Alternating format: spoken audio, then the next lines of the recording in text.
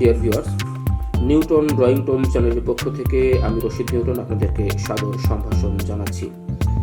চিত্রশিল্প এমন একটি শিল্প যেটির মাধ্যমে আমাদের মনের ভাব যেমন প্রকাশিত হয়, তেমনি আমাদের ভাবনাও কিন্তু বিকশিত হয়। অর্থাৎ আমরা যা আমাদের অন্তর্লোকে যে ছবিটি ভাসছে সেটি কিন্তু আমি ক্যানভাসে অর্থাৎ কাগজে ফুটিয়ে তোলবার কিন্তু চেষ্টা করি।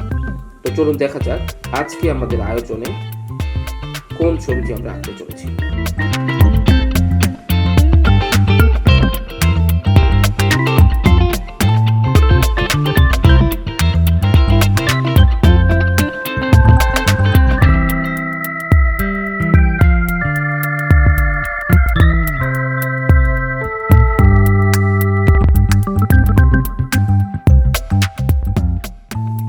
ছবি আঁকার কিন্তু কিছু নিয়ম কানুন রয়েছে। অর্থাৎ যারা জাত শিল্পী তারা কিন্তু আসলে তাদের ভেতরের প্রতিবিম্বটাকে কাগজে ফুটিয়ে তোলার চেষ্টা করে, তাতেই একটি সুন্দর ছবি হয়ে যায়। তবে কিছু নিয়ম কানুন কিন্তু রয়েছে, আর্টেরও কিন্তু কিছু গ্রামার রয়েছে। আমরা যেমন ছোটবেলায় অ আ ক খ শিখে কিন্তু আমরা পড়তে শিখেছি, লিখতে শিখেছি, আর্টেরও তেমন কিছু নিয়ম কানুন রয়েছে। আমরা আমাদের ড্রয়িংগুলোর মধ্যে দিয়ে সেই গ্রামারগুলো আপনাদেরকে দেখিয়ে দেবার চেষ্টা করব, শিখিয়ে দেবার চেষ্টা করব, একসঙ্গে শিখবার চেষ্টা করব।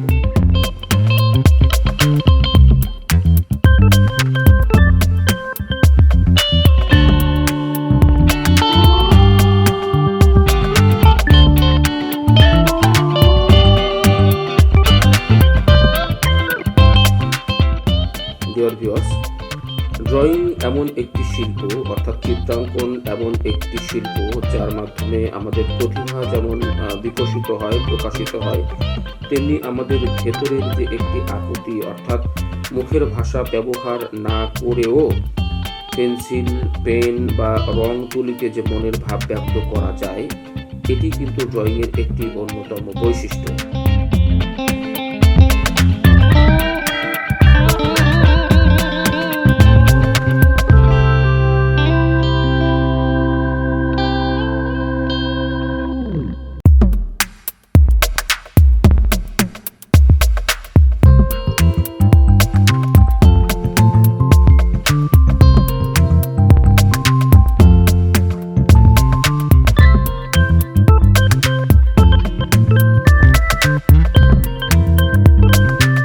ডিয়ার ভিউয়ার্স, শেষ হয়ে এলো আমাদের আজকের ড্রয়িং।